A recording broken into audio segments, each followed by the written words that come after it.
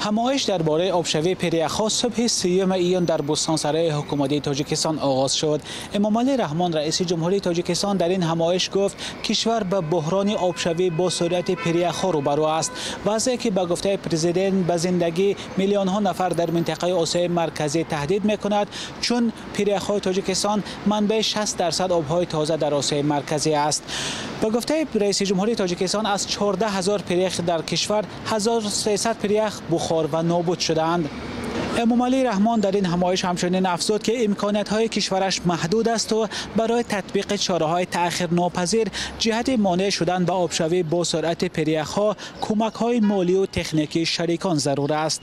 امینه محمد معاون اول دبیر کل سازمان ملل در همایش دوشنبه از کشورهای جهان دعوت کرد که سرمایه‌گذاری برای پیشگیری از تغییرات اقلیم را بیشتر کنند. خانم امینه گفت زیاد کردن سرمایه‌گذاری می‌تواند از یک بحران بشری پیشگیری کند.